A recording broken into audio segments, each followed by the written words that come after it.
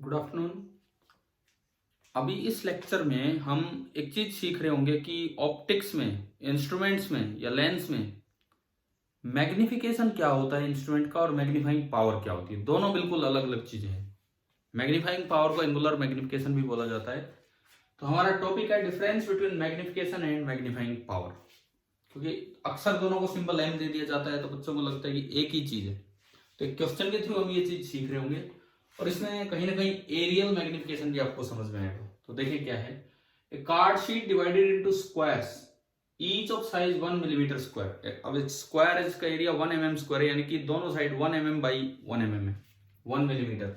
ये ध्यान रखना, कई बार बच्चे घबराते हैं, इसका ब्रैकेट लगा के स्क्वायर लगाते हैं, उन्हें लगता है यार ये कभी खाली इस पे स्क्वायर रह जाए ना। मिलीमीटर, सेंटीमीटर, किलोमीटर ये पूरा एक वर्ड बन जाता है, तो आप अगर स्क्वायर लगाएंगे तो पूरे पे होगा। Is being viewed at a distance of 9 centimetre through a magnifying glass.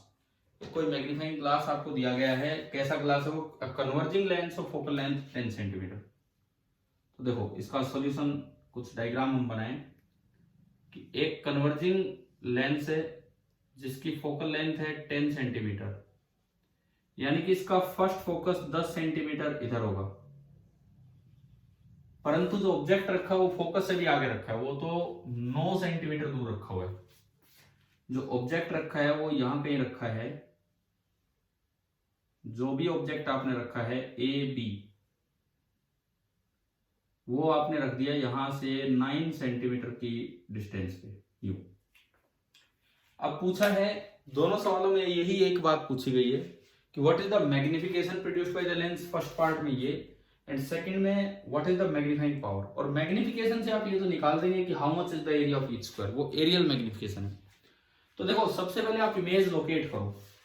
देखो भाई, हमें जो इमेज लोकेट करनी होती है वो आई के रेंज ऑफ विजन में करनी होती है। सपोज ये आई है, ये आई बॉल है, तो आई की जो रेंज ऑफ विजन है वो नियर पॉइंट से लेके और अप टू इंफिनिटी होती है, फार पॉइंट तक। और जो नियर पॉइंट होता है वो खुद 25 सेंटीमीटर पे होता है। तो सबसे पहली बात, हमने जो पीछे थ्योरी में पढ़ा पिछले एक दो लेक्चर्स में, एंगुलर सिंपल माइक्रोस्कोप में, हमने तो दो एक्सट्रीम केस पढ़ दिए, या तो इसकी इमेज एडेस बीडेस इंफिनिटी पे ही बने या फिर नियर पॉइंट पे बने। अब क्वेश्चन आ गया तो पता नहीं कहां कहीं इमेज होगी बीच में, देखते हैं। तो आपने क्या किया, लेंस फॉर्मूला लगाया फॉर मैग्नीफाइंग लेंस। जो आपने मैग्नीफाइंग लेंस लगाया है, जो भी आपने मैग्नीफाइंग लेंस लगाया है उसके लिए आपने u लिखा और u आया -9 सेंटीमीटर, u आया -9 सेंटीमीटर। f लिखा, फोकल लेंथ है +10 सेंटीमीटर। तो आप v निकालेंगे, उससे पता लगेगा कि इमेज कहां बनी है। आपने लेंस इक्वेशन का यूज किया, 1/v minus 1/u that is -9 is equal to 1/10। देखिए प्लस हो गया, और अगर आप इसको उधर भेजेंगे तो जाके घटेगा, तो 1/v is equal to 1/10 minus 1/9। Okay, 1/v is equal to LCM आया 90 एंड ऊपर गया 9 माइनस 10 माइनस 1/90, और you can say v is equal to -90 centimetre. तो जो इसकी इमेज बनी होगी, जो आंख के लिए ऑब्जेक्ट का काम करने वाली है, वो बनी होगी 90 सेंटीमीटर पे। तो देखो ना तो 25 पे बनी ना इंफिनिटी पे बनी। तो पीछे हमने जो थ्योरी पार्ट में पढ़ा वो दोनों एक्सट्रीम केस थे, ये कोई बीच का केस आ रहा है। और जहां देखो, अब ये इमेज कैसे लोकेट करनी है उसका तरीका भी आप जान लीजिए। आप क्या करेंगे, आप इस पॉइंट से, इसके टॉप पॉइंट से एक रे लेंगे जो ऑप्टिकल सेंटर से जा रही है, क्योंकि वर्चुअल इमेज है तो यहां किधर बनेगी। आप इस लाइन को पीछे बढ़ा दो, कहां तक बढ़ा दो आपको पता है, इमेज का बननी है 90 सेंटीमीटर पे। तो आपने ये कोई पॉइंट माना, ये इसको बोल दो a डैश b डैश, और ये जो डिस्टेंस होगी यहां से लेके यहां, ये पूरी डिस्टेंस आपकी होगी 90 सेंटीमीटर। ये पूरी डिस्टेंस आपकी होगी 90 सेंटीमीटर। अब मान लीजिए ए बी ने या ए डैश बी डैश ने जो एंगल सबटेंड किया है दैट इज थीटा, और अगर आपने इसी ऑब्जेक्ट को नेकेड आई पे रखा होता तो नियर पॉइंट पे रखना होता नेकटाई के लिए। मैक्सिमम एंगल जो तब सबटेंड हो पाता that would be theta naught, और हम थीटा नॉट भी जानते हैं, थीटा भी जानते हैं, कैसे निकलेगा। अब देखो first part, what is the magnification produced by the lens.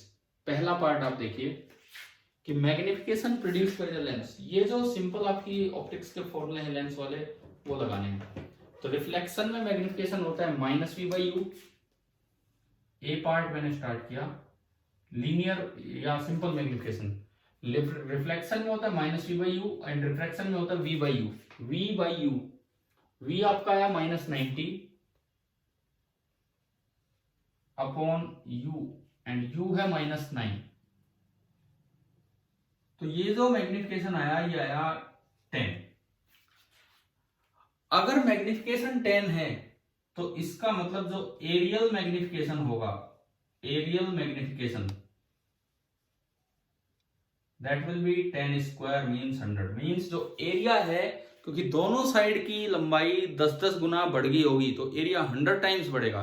अब जो आपका ओरिजिनल स्क्वायर था उसका साइज था 1 मिलीमीटर स्क्वायर, तो 1 मिलीमीटर बाई 1 मिलीमीटर, तो वो बन गया 100 by 100, 100 millimetre by 100 millimetre, sorry 1 millimetre by 1 millimetre. Magnification 10 है तो 10 बाई 10 का बना, तो 10 बाई 10 mm बाई 10 mm का बना। तो एरिया जो बनेगा, इसमें पूछा है how much is the area of each square in the virtual image, तो एरिया जो वर्चुअल इमेज में हर एक स्क्वायर का आएगा वो 10 mm बाई 10 mm आएगा, यानी कि 100 मिलीमीटर स्क्वायर।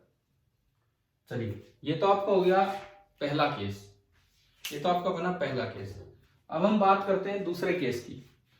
दूसरे वाला केस मतलब B part, what is the magnifying power of the lens या angular magnification of the lens. ये लीनियर मैग्निफिकेशन या एरियल आपने निकाला। अब देखो बी पार्ट देखिए कि एंगुलर मैग्निफिकेशन क्या था और कैसे निकालना है हमें। बी पार्ट, बी पार्ट में एंगुलर मैग्निफिकेशन सिंपल उसको भी हम दे देते हैं, but that is theta upon theta naught, वो एंगल की टर्म्स में होती है मैग्नीफाइंग पावर। अब थीटा आप इसको tan थीटा की तरह निकाल लिया करो।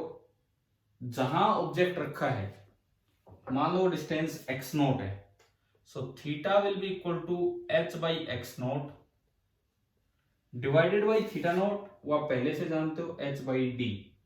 तो h बाई डी से जब आप डिवाइड करोगे तो ये बनेगा d बाई h, और क्या आ गया, और जो मैग्नीफाइंग पावर है वो निकल के आ गई d अपॉन x0।